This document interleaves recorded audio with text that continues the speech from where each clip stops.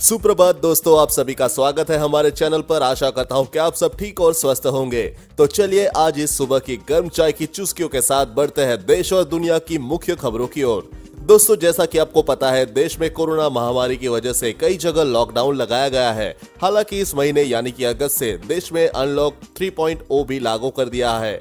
इसी बीच अगले महीने सितंबर में अनलॉक 4.0 भी शुरू होने जा रहा है, जिसकी एक बड़ी अपडेट सामने आई है, जिसकी सटीक जानकारी हम आपको इस वीडियो में देंगे। बस आप इस वीडियो के साथ अंत तक बने रहे। इसी के साथ ही दोस्तों, लेकर चलते हैं आपको आज की मुख्य सुर्खियों की ओर, जहां आपको सबसे पहले बताएंगे देश में कोरोना का क्या है हाल।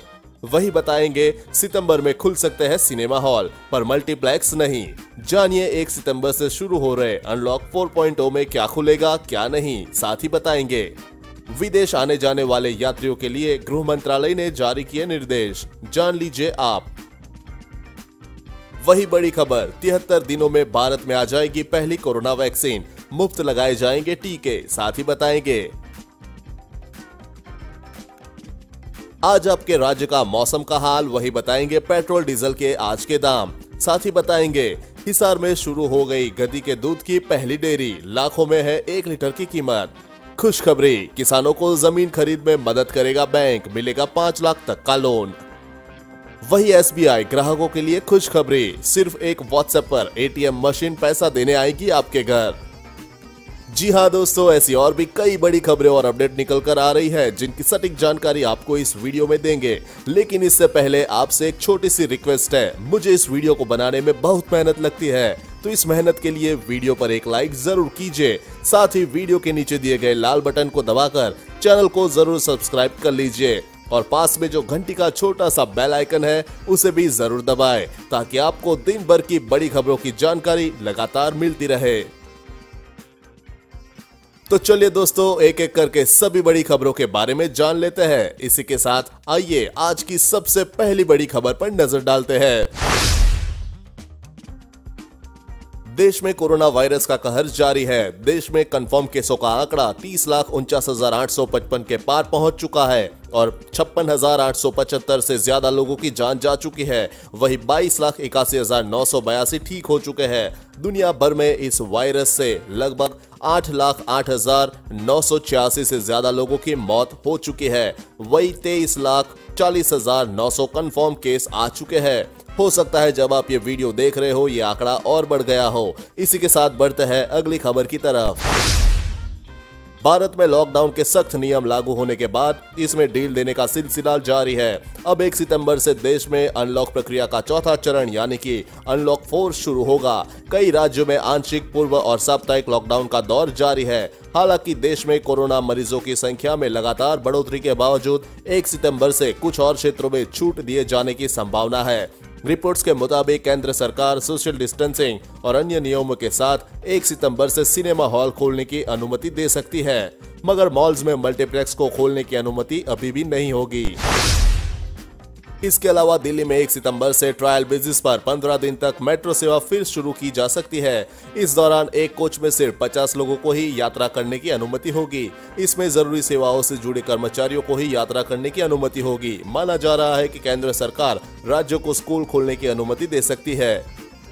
वही देश में कोरोना का प्रसार तेजी से फैल रहा है। अब तक भारत में 30 लाख से ज्यादा लोग कोरोना से संक्रमित हो चुके हैं, जिसकी वजह से सरकार स्कूल कॉलेज को खोलने को लेकर किसी जल्दबाजी में फैसला लेना नहीं चाहती। शिक्षण मंत्रालय ने इससे पहले कहा था कि जल्दबाजी में कोई भी ऐसा फैसला नहीं लिया जाएगा जिससे बच्चों के स्वास्थ्य को नुकसान पहुंचे। अभी तक स्कूल खोलने को लेकर सरकार की तरफ से कोई दिशा निर्देश नहीं जारी किए गए हैं, लेकिन इन दिनों सोशल मीडिया और तमाम मीडिया रिपोर्ट्स में 1 सितंबर से स्कूल खोले जाने की बात कही जा रही है। अभी तक यह सिर्फ कयास ही है कि 1 सितंबर से स्कूल खुलेंगे या नहीं। बड़ी खबर, कोविड-19 के प्रसार को रोकने के लिए भारत सहित तमाम देशों ने लॉकडाउन लगा दिया। हजारों लाखों की संख्या में भारतीय दूसरे देशों में फंस गए। वही कई विदेशी भारत में भी फंस गए। भारत में भी शेड्यूल अंतर्राष्ट्रीय उड़ानों पर प्रतिबंध लग गया। विदेश में फंसे भारतीयों को वापस लाने और भारत में फंसे विदेशियों को बाहर जाने के लिए केंद्र सरकार ने वंदे भारत मिशन के तहत नॉन शेड्यूल इंटरनेशनल फ्लाइटों का संचालन कर रही है। इसी कड़ी में गृह मंत्रालय ने नया एसओपी जारी किया है। समय समय पर गृह मंत्रालय द्वारा मिली अनुमति के आधार पर यात्रियों की एक कैटेगरी को ही इन फ्लाइटों में सफर करने की अनुमति होगी। वंदे भारत फ्लाइट से भारत वापसी करने के इच्छुक यात्रियों को संबंधित देश में इंडियन मिशन में रजिस्टर करना होगा। विदेश मंत्रालय द्वारा जारी निर्देशों के अनुसार यात्रियों को अपनी पूरी जानकारी देनी होगी। ऐसे ही कई दिशा निर्देश जारी हो चुके हैं। इसी के साथ बढ़ते हैं अगली खबर की तरफ। बिहार विधानसभा चुनाव को लेकर राजनीतिक पार्टियां तैयारी में जुट गई है। इस बीच बिहार बीजेपी प्रदेशित कार्य समिति की बैठक हुई। वर्चुअल तरीके से हुई इस बैठक में भारतीय जनता पार्टी के राष्ट्रीय अध्यक्ष जेपी नड्डा भी शामिल हुए। जेपी नड्डा ने कहा कि बिहार चुनाव बीजेपी, जेडीयू और एलजेपी मिलकर लड़ेगी। साथ ही उन्होंने कहा कि नीतीश कुमार के नेतृत्व में बिहार विधानसभा चुनाव लड़ा जाएगा। बिहार प्रदेश कार्य समिति की बैठक में बीजेपी अध्यक्ष जेपी नड्डा ने कहा कि जब भी बीजेपी, नीतीश कुमार और लोक जनशक्ति पार्टी साथ आए हैं, हमारी जीत हुई है। हम तीनों पार्टी मिलकर चुनाव लड़ेंगे और जीतेंगे। खुशखबरी, देश की पहली कोरोना वैक्सीन को लेकर बड़ी खबर सामने आई है। भारत की पहली कोरोना वैक्सीन कोविशील्ड 73 दिनों में बाजार में उपलब्ध हो जाएगी। इस वैक्सीन से जुड़ी एक और खास बात यह है कि राष्ट्रीय टीकाकरण कार्यक्रम के तहत भारत सरकार हर भारतीय को कोरोना का मुफ्त टीका लगाएगी। बता दें कि कोविशील्ड को पुणे की बायोटेक कंपनी सीरम इंस्टीट्यूट बना रही है। एक रिपोर्ट के मुताबिक सीरम इंस्टीट्यूट ऑफ इंडिया के पदाधिकारियों ने बताया कि भारत सरकार ने हमारी कंपनी को विशेष निर्माण प्राथमिकता लाइसेंस दिया है। इसके तहत कंपनी ने वैक्सीन के ट्रायल प्रोटोकॉल की प्रक्रिया को और तेज कर दिया है। उम्मीद जताई जा रही है कि वैक्सीन का ट्रायल 58 दिनों में पूरा हो जाएगा। वहीं पूर्व राष्ट्रपति प्रणब मुखर्जी की हालत में अभी फिलहाल कोई सुधार होता नहीं दिखाई दे रहा है। अभी भी प्रणब मुखर्जी जीवन रक्षक प्रणाली पर यानी कि वेंटिलेटर सपोर्ट पर ही है। ये जानकारी सेना के रिसर्च एंड रेफरल अस्पताल ने दी है। बता दें कि 84 साल के मुखर्जी को 10 अगस्त को अस्पताल में भर्ती कराया गया था, जहां उनकी मस्तिष्क की सर्जरी की गई थी। इससे पहले कोविड-19 जांच में उनके संक्रमित होने की भी पुष्टि हुई थी। सेना ने रिसर्च एंड रेफरल अस्पताल में अपने ताजा मेडिकल बुलेटिन में कहा, आज सुबह पूर्व राष्ट्रपति प्रणब मुखर्जी की हालत में कोई बदलाव नहीं देखा गया। वह गहरे कोमा में और वेंटिलेटर सपोर्ट पर है। उनके जरूरी पैरामीटर स्थिर है। दोस्तों, वीडियो में और भी काफी महत्वपूर्ण खबरें बची हुई है, इसलिए इस वीडियो के साथ बने रहे। तो चलिए बढ़ते हैं अगली खबर की तरफ, लेकिन उससे पहले जान लेते हैं आपके राज्य का मौसम का हाल। देश के कई राज्य इस समय मौसम की मार झेलते हुए बारिश और बाढ़ से परेशान है। कई नदियां उफान पर है तो कई बाढ़ के पानी में मकान डूब रहे हैं। इस बीच मौसम विभाग ने कई राज्यों में फिर तेज बारिश का अलर्ट जारी किया है। मध्य प्रदेश में पिछले 2 दिनों से ज्यादा बारिश की वजह से मौसम विभाग को कई जिलों में रेड अलर्ट जारी करना पड़ा है। मौसम विभाग के मुताबिक अगले कुछ घंटों में दिल्ली, ग्रेटर नोएडा, दादरी और आसपास के स्थानों पर हल्की बारिश होगी। मौसम विभाग के पूर्वानुमान के मुताबिक आज यानी 24 अगस्त को पंजाब के कुछ हिस्सों, हरियाणा, केरल, पश्चिम उत्तर प्रदेश और जम्मू कश्मीर के कुछ हिस्सों में हल्की से मध्यम बारिश हो सकती है, जबकि 26-27 अगस्त के बीच गरज के साथ बारिश की संभावना है। मौसम विभाग ने रविवार के लिए पश्चिमी राजस्थान, छत्तीसगढ़, मध्य प्रदेश में भारी बारिश होने का अनुमान लगाया है। वहीं पेट्रोल के दाम में आज लगातार 5वें दिन तेजी रही, जबकि डीजल की कीमत लगातार 23वें दिन पर स्थिर रही। पेट्रोल के दाम आज रविवार को 14 से 16 पैसे तक बढ़ाए गए। दिल्ली में आज 23 अगस्त को पेट्रोल की कीमत 81 रुपीज 49 पैसा और डीजल 73 रुपीज 56 पैसा प्रति लीटर के हिसाब से बिक रहा है। मुंबई में पेट्रोल 88 रुपीज 16 पैसा और डीजल 80 रुपीज 11 पैसा प्रति लीटर है। कोलकाता में पेट्रोल 83 रुपीज 1 पैसा और डीजल के भाव है 77 रुपीज 6 पैसा प्रति लीटर। चेन्नई में पेट्रोल के दाम 12 पैसे बढ़कर 84 रुपीज 52 पैसा लीटर हो गए हैं, जबकि डीजल के भाव 78 रुपीज 86 पैसा प्रति लीटर के हिसाब से बिक रहा है। इसी के साथ बढ़ते हैं अगली खबर की तरफ। आमतौर पर हम गधे के नाम का इस्तेमाल किसी को चिढ़ाने या फिर किसी को नीचा दिखाने के लिए करते हैं, लेकिन गधे की उपयोगिता भी किसी से छिपी नहीं है। आज तक आपने सिर्फ गाय या भैंस के दूध की डेयरी देखी होगी, लेकिन बहुत ही जल्द हरियाणा के हिसार में गधी के दूध की भी डेयरी खुलने वाली है।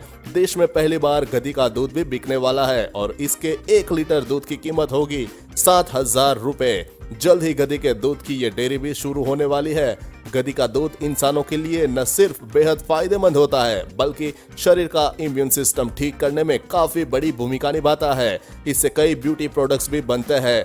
हलारी नस्ल की गधी के दूध को दवाइयों का खजाना कहा जाता है। यह नस्ल गुजरात में पाई जाती है। वही कोरोना संकट के बीच स्टेट बैंक ऑफ इंडिया ने अपने ग्राहकों के लिए नई एटीएम सर्विस शुरू की है। इसके तहत आपको एसबीआई को व्हाट्सएप मैसेज या कॉल करनी है और एक मोबाइल एटीएम आपकी बताई लोकेशन पर पहुंच जाएगा। एसबीआई ने इसे डोर स्टेप एटीएम सर्विस नाम दिया है। देश के सबसे बड़े बैंक ने यह सुविधा अपने ग्राहकों को कोरोना वायरस से बचाए रखने और सोशल डिस्टेंसिंग को बरकरार रखने के लिए शुरू की है। एसबीआई के लखनऊ सर्किल के chief general manager Ajay Kumar Khanna ने बताया कि SBI doorstep ATM service Uttar Pradesh की राजधानी लखनऊ से शुरू करने का फैसला लिया है। उन्होंने बताया कि लखनऊ में यह सेवा 15 अगस्त से शुरू कर दी गई है। इसी के साथ बढ़ते हैं अगली खबर की तरफ। महामारी के इस दौर में संक्रमण से बचने के लिए हर किसी को मास्क लगाने की सलाह दी जा रही है। ऐसे में अक्सर ये सवाल उठाया जाता है कि बड़ों के लिए मास्क जरूरी है, लेकिन बच्चे क्या करें। विश्व स्वास्थ्य संगठन ने अब बच्चों के मास्क पहनने को लेकर गाइडलाइन जारी की है। WHO की नई गाइडलाइन के मुताबिक 12 साल से अधिक उम्र के बच्चों को भी वयस्कों की तरह ही मास्क पहनना चाहिए। संयुक्त राष्ट्र की एजेंसी ने कहा है कि मास्क पहनने को लेकर दुनिया भर में जो गाइडलाइंस जारी की गई है वह 12 साल के बड़े बच्चों पर भी लागू होती है। विश्व स्वास्थ्य संगठन की ओर से यह कहा गया है कि 12 साल से अधिक उम्र के बच्चों को भी कोरोना का उतना ही खतरा है जितना बड़ों को है। बच्चों को ऐसी जगहों पर मास्क का इस्तेमाल जरूर करना चाहिए जहां सोशल डिस्टेंसिंग जा रहा हो या फिर ऐसी जगह पर कोरोना का संक्रमण तेजी से फैल रहा हो। वही यह खबर उन किसानों के लिए है जिन्होंने खेती किसानी के लिए बैंकों से लोन ले रखा है। अगर वो अगले 7 दिन के अंदर किसान क्रेडिट कार्ड पर लिया गया पैसा बैंक को वापस नहीं करते तो उन्हें 4 की जगह 7% ब्याज देना पड़ेगा। खेती किसानी के लोन पर सरकार ने 31 अगस्त तक पैसा जमा करने की मोहलत दी है। आमतौर पर केसीसी पर लिए गए लोन को 31 मार्च तक वापस करना होता है। उसके बाद किसान फिर अगले साल के लिए पैसा ले सकते हैं। जो किसान समझदार है वो समय पर पैसा जमा करके ब्याज में छूट का लाभ उठा लेते हैं। मोदी सरकार ने लॉकडाउन को देखते हुए इस 31 मार्च से बढ़ाकर 31 मई किया था, बाद में इसे और बढ़ाकर 31 अगस्त तक कर दिया था। इसी के साथ बढ़ते हैं अगली खबर की तरफ। देश के सबसे बड़े bank state bank of India ने अपने करोड़ों ग्राहकों को बड़ा तोहफा दिया है। एसबीआई ने अपने बचत खाते में मिनिमम बैलेंस नहीं रखने पर लगने वाले चार्ज को खत्म कर दिया है। इसके अलावा एसएमएस अलर्ट पर लगने वाले चार्ज को भी समाप्त कर दिया है। इससे बैंक के करोड़ों यूजर्स को काफी फायदा होगा। एसबीआई ने ट्वीट पर जानकारी देते हुए कहा कि एसबीआई बचत खाता धारकों को अब एसएमएस सर्विस और न्यूनतम बैलेंस न रखने पर कोई शुल्क नहीं देना होगा। बता दें कि एसबीआई में 44 करोड़ से अधिक बचत खाते हैं। वर्तमान में एसबीआई बचत खाते में जमा राशि पर 2.7% की दर से ब्याज का भुगतान कर रहा है। बता दें कि केंद्र सरकार एमएसएमई सेक्टर को मजबूत करने के लिए कई कदम उठा रही है। इसके लिए कई तरह की मदद का ऐलान किया गया है। इनमें बिजनेस बढ़ाने के लिए प्रोत्साहन के साथ साथ लोन के ब्याज में सब्सिडी तक शामिल है। वही किसानों के लिए बड़ी खुशखबरी। जी हां, अब आसानी से मिलेगी खेती की जमीन। एसबीआई लैंड परचेज स्कीम के तहत आपको खेती योग्य जमीन खरीदने के लिए बैंक 85% तक लोन उपलब्ध कराएगा। आपको 7 से 10 साल में कर्ज चुकाना होगा। इसके बाद जमीन पर आपका मालिकाना अधिकार हो जाएगा। किसान को खेती की जमीन खरीदने के लिए जमीन के निर्धारित मूल्य का 85% लोन के तौर पर बैंक की ओर से दिया जाएगा, जो अधिकतम 5 लाख रुपए है। इस योजना का सबसे बड़ा लाभ यह है कि इसमें 1 से 2 साल का अतिरिक्त फ्री टाइम भी मिलता है। अगर किसी की भूमि खरीदे जाने के तुरंत बाद उत्पादन योग्य नहीं है तो इसे ठीक करने के लिए वह अतिरिक्त समय ले सकता है। इसके लिए उसे उस साल किसान को लोन चुकाने की जरूरत नहीं होगी।